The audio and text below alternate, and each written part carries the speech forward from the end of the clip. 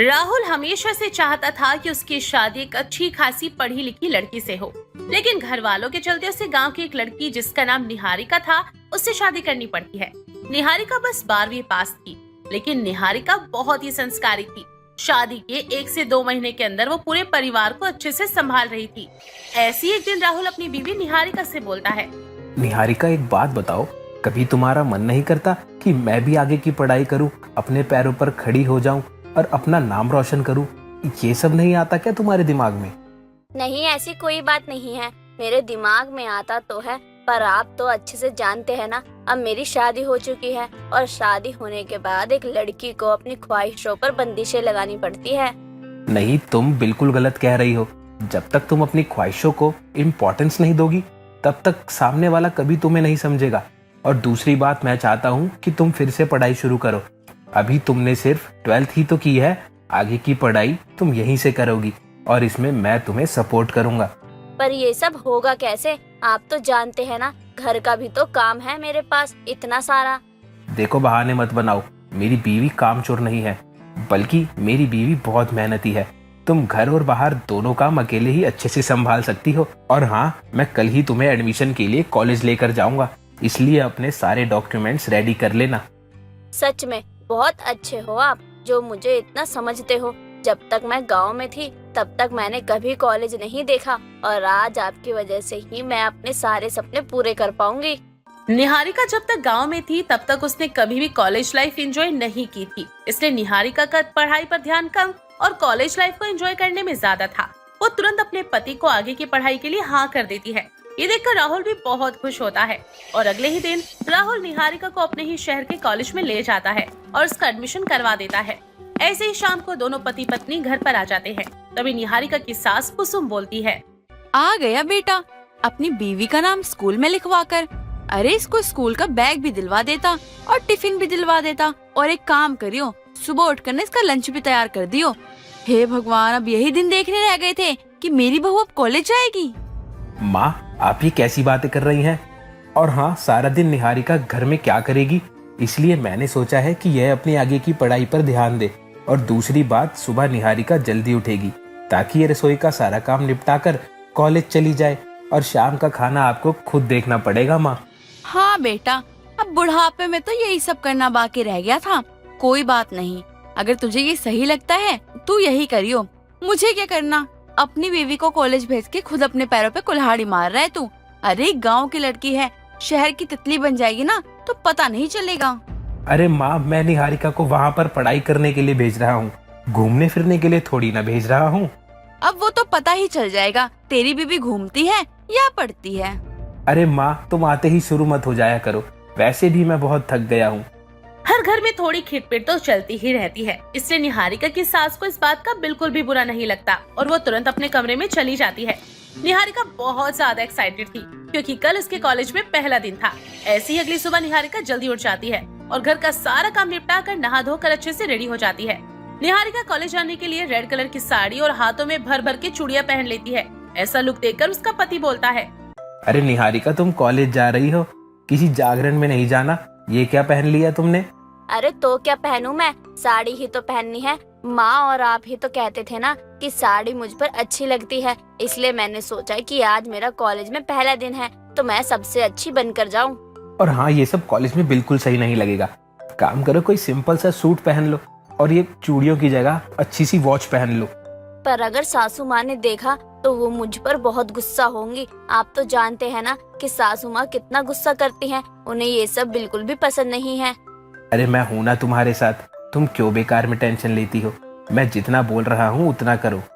पति के कहने पर निहारिका फिर से कपड़े चेंज करके आती है और इस बार निहारिका बहुत ही लाइट से कलर का सूट पहन कर आती है और साथ ही हाथ में चूड़ी की जगह वॉच पहन कर आती है। अब देखो, अब अच्छी लग रही हूँ क्या? हाँ, परफेक्ट, ऐसे ही जाते हैं कॉलेज। पर आपको पता है, मेरे पास ये लाइट कलर का सिर्फ एक ही सूट है। आज तो मैं ये पहनकर चली जाऊंगी, फिर कल क्या पहनूंगी? अरे तुम टेंशन क्यों लेती हो, मैं हूं ना। मैं आज शाम को ही तुम्हें मॉल लेकर चलूंगा, वहाँ से तुम्हें बहुत सारे कपड़े दिलाऊंगा ताकि तुम आराम से कॉलेज जा पाओ। राहुल बहुत ही समझदार और सपोर्टिव हस्बैंड था। वो अपनी बीवी को अच्छे से समझता था। ऐसे ही राहुल निहारिका का कॉलेज छोड़ने जाता है और कॉलेज छोड़ने के बाद ऑफिस के लिए निकल जाता है। ऐसे ही शाम हो जाती है। शाम को निहारिका कॉलेज के बाहर अपने पति का वेट कर रही होती है। तभी राहुल निहारिका के पास आता है और दोनों पति पत्नी साथ में शॉपिंग के लिए जाते हैं। आपसे एक बात बोलूं क्या? हाँ निहारिका बोलो, क्या बात है? आप तो अच्छे से जानते ही हैं कि मैं एक छोटे से गांव से थी, तो गांव में मैंने कभी जीन्स टॉप वगैरह नहीं पहना और इस बार मेरा मन है कि मैं अपनी सारी ख्वाहिशें पूरी करूं। तो अगर आपको अच्छा लगे तो क्या मैं अपने लिए 1-2 जोड़ी जीन्स टॉप ले सकती हूं? हाँ कोई बात नहीं, तुम्हें जो पसंद आता है वो ले लो, बस शॉर्ट्स मत लेना। वो क्या है ना, माँ शॉर्ट्स देखेंगी तो गुस्सा हो जाएंगी। आपका बहुत बहुत शुक्रिया, आप बहुत अच्छे हैं। इतना प्यार कोई अपनी बीवी को कर सकता है क्या, जितना आप मुझसे करते हो? कभी कभी तो यकीन ही नहीं होता कि सच में ये सब हो रहा है मेरे साथ, या फिर मैं कोई सपना देख रही हूँ। अरे बाबा, ये सब कुछ हकीकत है। तुम्हें अगर विश्वास नहीं होता तो मुझे पिंच करके देखो। निहारिका बहुत खुश थी। वो अपनी मर्जी से जींस टॉप और काफी सारे सूट वगैरह सेलेक्ट कर लेती है, जिसके बाद दोनों पति पत्नी मॉल से बाहर आकर एक रेस्टोरेंट में डिनर के लिए जाते हैं। तभी राहुल अपनी माँ को कॉल करता है और उनसे कहता है, माँ वो निहारिका को आज थोड़ा सा लेट हो जाएगा, तो आप लोग खाना खा लेना, हम दोनों बाहर ही खाना खा आएंगे। अरे बेटा, तू तो पूरा का पूरा जोरू का गुलाम हो गया है। मैंने तो सोचा था कि गांव के देहाती लेकर आऊंगी तो वो मेरे इशारे पे नाचेगी। यहाँ तो उसने मेरे ही बेटे को अपने इशारे पे नचा लिया है। अरे माँ कैसी बात करती हो, निहारिका कोई बाहर की थोड़ी है, मेरी बीवी है और आपकी बहू। अब हम लोग उसके बारे में नहीं सोचेंगे तो कौन सोचेगा? हाँ बेटा, तेरी बात तो बिल्कुल ठीक है। माँ बाप ने पैदा करके इतना बड़ा कर दिया है, और जब बात आई माँ बाप के बारे में सोचने की तो बेटा अपनी बीवी के बारे में सोचने लगा। क्या माँ आप हमेशा शुरू हो जाती हो? अरे कभी तो अपना रेडियो बंद किया करो। निहारिका हमारे ही घर की मेंबर है, उसके साथ इतनी बेरुखी क्यों? जब एक दामाद आपकी बेटी के लिए इतना सब कुछ करे तब आपको बहुत अच्छा लगता है, वहीं एक बेटा आपकी बहू के लिए करे तो आपको तकलीफ होने लगती है। माँ तुझे तो बोलना ही बेकार है। राहुल को बहुत गुस्सा आता है और वो फोन को काट देता है। वहीं सास को भी अपने बेटे का ऐसा व्यवहार बिल्कुल भी पसंद नहीं आया था, क्योंकि कुसुम बुरी तरीके से डर रही थी। उसे डर था कि कहीं उसकी बहू को शहर की हवा न लग जाए। ऐसी आज निहारिका का कॉलेज में दूसरा दिन था। निहारिका सुबह सुबह उठकर अच्छे से रेडी होती है और घर का थोड़ा बहुत काम करके कॉलेज के लिए निकल जाती है। निहारिका का मन पढ़ाई में कम और यहाँ पर ज्यादा लगता था। वो ज्यादातर लड़कियों के ड्रेसिंग सेंस को ही निहारा करती। ऐसी एक दिन निहारिका के पास कीर्ति नाम की एक लड़की आती है और वो निहारिका से बोलती है, हाय, मेरा नाम कीर्ति है और मैं देख रही हूँ शायद तुम हमारे कॉलेज की न्यू स्टूडेंट हो। वैसे तुम दिखने में काफी प्यारी हो। नमस्ते, मेरा नाम निहारिका है और मैं उत्तर प्रदेश के एक छोटे से गांव की रहने वाली हूँ और यहाँ अपने ससुराल में सबके साथ रहती हूँ। और मेरे पति ने ही मेरा एडमिशन इस कॉलेज में करवाया है, क्योंकि वो चाहते हैं कि मैं पढ़ लिख कर एक कामयाब इंसान बनूं। अरे ये बात तो अच्छी बात है कि तुम्हारा पति तुम्हारे बारे में इतना सोचता है, वरना आजकल के टाइम पर ऐसा पति मिलना तो बहुत मुश्किल है। You are so lucky Niharika. अच्छा एक बात बताओ, तुम इस कॉलेज में पढ़ाई करने आई हो या फिर कॉलेज लाइफ को एंजॉय करने आई हो? वैसे सच बताऊं तो मुझे पढ़ाई लिखाई से कोई लेना देना नहीं है। अरे मैं तो सिर्फ 12वीं पास हूँ। वो तो मेरे पति चाहते हैं कि मैं कॉलेज जाऊं और पढ़ाई करूं, और मेरा भी मन था कि मैं कॉलेज लाइफ को अच्छे से एंजॉय करूं, इसलिए मैं उन्हें मना नहीं कर पाई। और यहाँ तो मेरा कोई दोस्त ही नहीं है। अरे अरे ऐसा मत बोलो, मैं हूँ ना, तुम मुझे अपनी फ्रेंड बना सकती हो। वैसे कॉलेज लाइफ को एंजॉय करना तो मैं भी चाहती हूँ, इसलिए तो पढ़ाई लिखाई से बहुत दूर हूँ मैं। आज हम कॉलेज को बंक करके क्लब जा रहे हैं, तो क्या तुम हमारे साथ क्लब जाने के लिए रेडी हो? अरे नहीं नहीं, आज ही तो मेरा दूसरा दिन है और मेरे पति रोज शाम को मुझे कॉलेज से घर पिकअप करने के लिए आते हैं। अरे यार, तुमने एक्स्ट्रा क्लास का नाम सुना है? अपने पति को अभी कॉल करो और बोल दो कि आज हमारे कॉलेज में एक्स्ट्रा क्लास लग रही है, इसलिए तुम्हें थोड़ा सा लेट हो जाएगा। और जब तक तुम्हारे पति तुम्हें लेने आएंगे उससे पहले ही हम कॉलेज के गेट के बाहर होंगे। निहारिका गांव की सीधी सादी लड़की थी। उसे शहर के तौर तरीके उसके बारे में कुछ भी नहीं पता था और निहारिका के मन में उठ रही हलचल को निहारिका रोक नहीं पा रही थी और उसका मन बार बार पढ़ाई लिखाई को छोड़ कॉलेज लाइफ को एंजॉय करने में ही लगा हुआ था। निहारिका कीर्ति को मना नहीं कर पाती और वो तुरंत अपने पति राहुल को कॉल करती है और उससे कहती है, राहुल जी, वो आज मेरी एक्स्ट्रा क्लासेस है, इसलिए थोड़ा सा लेट हो जाएगा, तो आप शाम को निकलने से पहले मुझे कॉल कर देना, वरना आपको बेकार में वेट करना पड़ेगा। अच्छा कोई बात नहीं, तुम बस अपनी एक्स्ट्रा क्लासेस अच्छे से लेना। और मन लगाकर पढ़ाई करना। जिस मकसद से तुम यहाँ आई हो ना, वो भूलना मत, और बाकी चीजों में ध्यान मत लगाना। जब मैं तुम्हें लेने आऊंगा तो उससे पहले तुम्हें कॉल कर लूंगा, ठीक है? राहुल को अपनी पत्नी पर पूरा विश्वास था, इसलिए वो निहारिका से ज्यादा सवाल जवाब नहीं करता और उसे एक्स्ट्रा क्लासेस लेने की परमिशन दे देता है। ऐसे निहारिका अपनी नई नई सहेली कीर्ति के साथ कॉलेज बंक करके क्लब जाने के लिए रेडी हो जाती है। थोड़ी ही देर में कीर्ति के और भी ज्यादा फ्रेंड्स आ जाते हैं और कीर्ति और बाकी सारे दोस्त निहारिका को लेकर क्लब जाते हैं, जहाँ वो लोग खूब मस्ती करते हैं। डांस, ड्रिंक, सब कुछ था। सब कुछ निहारिका को बहुत अच्छा लग रहा था और वो मन ही मन सोचती है, अरे ये सब कुछ तो हमने टीवी में देखा था, पर आज तो ये सब कुछ हकीकत हो रहा है मेरे साथ। मैंने तो कभी सपने में भी नहीं सोचा था कि मैं कभी क्लब जाऊंगी, और ये जो कुछ भी हो रहा है ना, वो सिर्फ और सिर्फ मेरे कॉलेज जाने की वजह से ही हो रहा है, वरना ये सब कहाँ मुझे नसीब होता। धीरे धीरे शाम होने लगती है और राहुल बार बार निहारिका को कॉल कर रहा था। अरे राहुल जी भी मुझे बार बार फोन कर रहे हैं, लगता है वो मुझे लेने आ रहे हैं। क्या करूं? मैं एक काम करती हूँ, कीर्ति को बता देती हूँ, वरना अगर राहुल जी ने मुझे पकड़ लिया तब तो हमेशा हमेशा के लिए मेरा कॉलेज बंद हो जाएगा।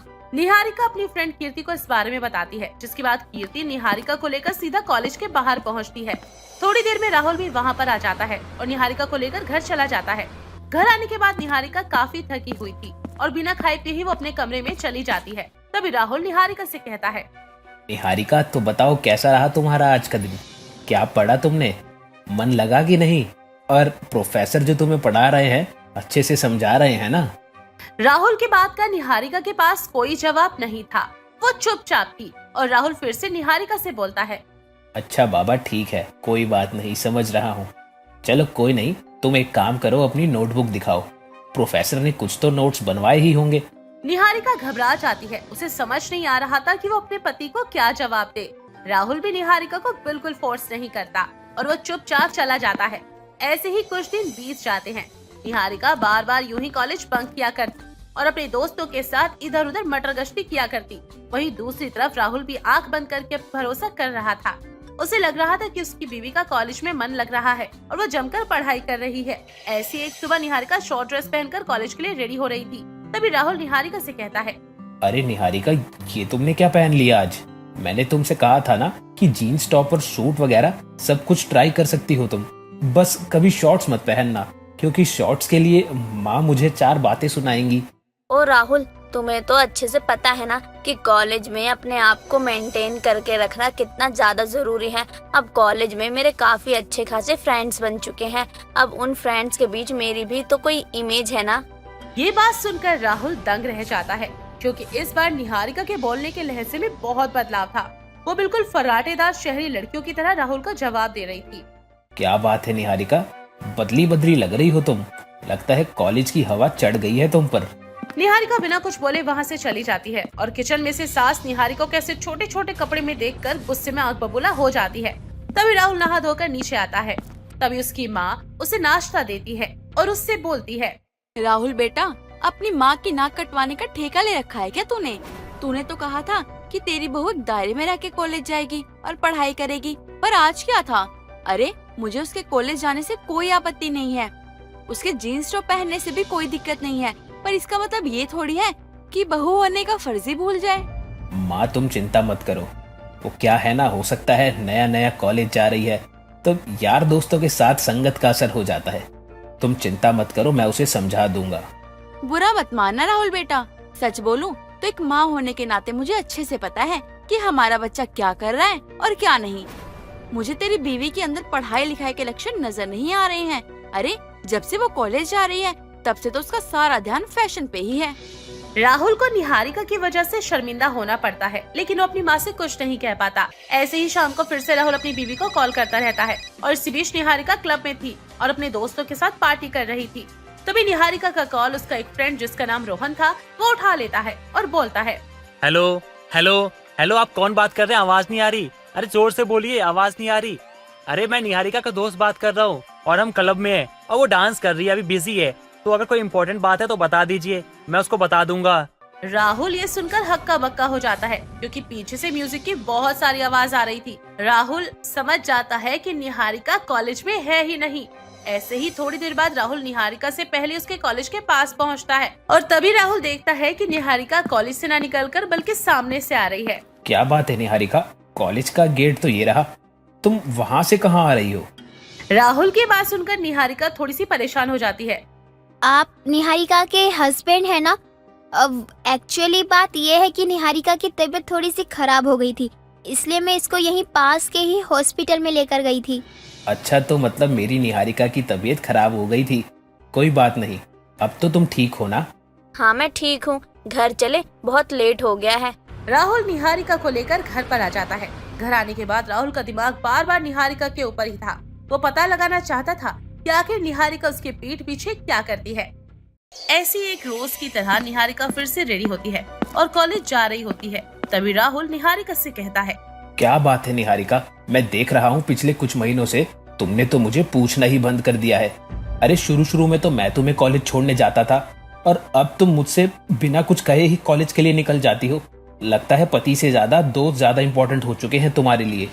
ओ राहुल, ऐसी कोई बात नहीं है। तुम्हें मैंने बताया था ना कि अब मेरे फ्रेंड बन चुके हैं, इसलिए मैं अपने फ्रेंड के साथ ही कॉलेज जाती हूँ। और वैसे भी शाम को लेने के लिए तो आप आते ही हैं ना। चलो कोई बात नहीं। और हाँ, पिछले 1 महीने में तुमने जो सब पढ़ा है ना, वो शाम को तुमसे पूछूंगा। अपना दिमाग और नोट्स तैयार करके रखना। राहुल, आप मेरे पति हो, प्रोफेसर बनने की कोशिश मत करो। कॉलेज में वैसे ही प्रोफेसर दिमाग खाते रहते हैं और आप घर आते ही प्रोफेसर मत बन जाया करो। ये कौन सा तरीका है मुझसे बात करने का? और दूसरी बात ये कि कॉलेज में प्रोफेसर तुम्हारा दिमाग खाता है। अरे अपने गुरु की इज्जत करना सीखो। अगर तुम अपने गुरु की इज्जत नहीं करोगी तो मेरी इज्जत क्या खाक करोगी? निहारिका की बात राहुल को बिल्कुल भी पसंद नहीं आती और निहारिका भी मुंह बनाकर वहाँ से चली जाती है।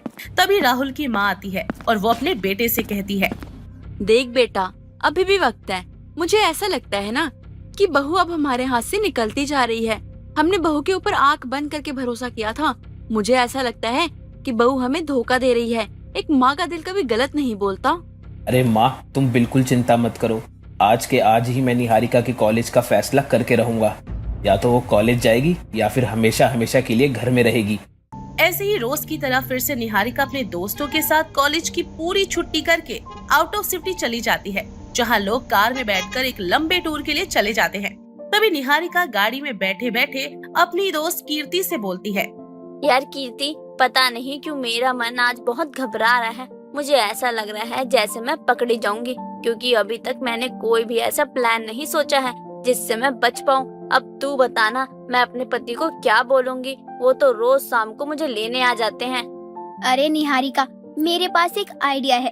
देख, तेरा पति मुझे तो जानता नहीं है और ना ही मेरा घर देखा है उसने। तू अपने पति को कॉल करके बोल दे कि तू मेरे घर है, क्योंकि मेरा एक्सीडेंट हो गया था, इसलिए तुझे मजबूरन मेरे घर जाना पड़ा।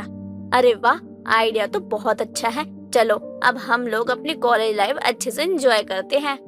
हाँ, और वैसे भी 3 से 4 घंटे का रास्ता है, तो हम लोग आराम से रात 9 बजे तक घर आ जाएंगे। टेंशन नोट मेरी प्यारी निहारिका। निहारिका और कीर्ति बाकी दोस्तों के साथ कार में बैठकर टूर के लिए निकल जाते हैं। इस बार निहारिका और निहारिका के दोस्तों ने सुबह से ही कॉलेज बंक किया था और वो लोग फाइनली अपने रिजॉर्ट डेस्टिनेशन पर पहुंच चुके थे। वहां जाकर वो खूब एंजॉय करते हैं। ऐसे ही शाम को 4 बजे लोग घर वापसी के लिए निकल जाते हैं, लेकिन रास्ते में उनकी गाड़ी खराब हो जाती है। गाड़ी खराब होती ही निहारिका बहुत परेशान हो जाती है। ओह शिट, इस गाड़ी को भी अभी खराब होना था क्या? यार कीर्ति, तुझे तो पता है ना, अगर मेरे पति को पता चल गया तो मेरे लिए बहुत मुश्किल हो जाएगी। निहारिका की बात से कीर्ति को बहुत गुस्सा आता है और वो निहारिका को 2-4 बातें सुनाने लगती है और उससे कहती है, अरे यार निहारिका, तूने ये फालतू का रोना धोना शुरू कर दिया। अरे हम भी तो परेशान है ना, और अगर तुझे इतना ही डर लगता है तो मत आया कर हमारे साथ। अरे यार, तू कैसे ऐसे बोल सकती है मुझे? मैं तो तेरे भरोसे आई थी ना। मुझे क्या पता था कि रास्ते में ऐसा कुछ हो जाएगा, और ये सब कुछ मेरे लिए पहली बार है। थोड़ा बहुत तो डर लगेगा ना मुझे। देख, ये कहना बंद कर दे कि तू मेरे भरोसे आई थी। अरे भाई, तू कोई बच्ची थोड़ी ना है कि तुझे किसी चीज के लिए कुछ पता ही ना हो। मजा तो तुझे भी बहुत आ रहा था ना ये सब करने में। वैसे ही मैं बहुत परेशान हूँ, तो बार बार ये फालतू की बातों से मुझे और मत परेशान कर। यार कीर्ति, तू तो मेरी बेस्ट फ्रेंड थी ना। अब ऐसे सिचुएशन में तुम मुझसे ऐसे बातें करोगी क्या? अरे यार कीर्ति, किस गवार को हमारी दोस्त बना दिया तुमने? अरे जब से हमारे ग्रुप में आई है ना, तब से ना हमें बहुत सारा टाइम को मैनेज करना पड़ता है। निहारिका, इसमें परेशान होने वाली क्या बात है? आज रात को घर नहीं जाएंगे तो कल सुबह चले जाएंगे। लेकिन रोहन, मैं तो अपने पति से झूठ बोल कर आई हूँ ना, मैं रात भर यहाँ तो नहीं रह सकती हूँ। अपने पति को फोन कर और सारी सच्चाई बता दे और अपने पति के साथ अपने घर चली जा।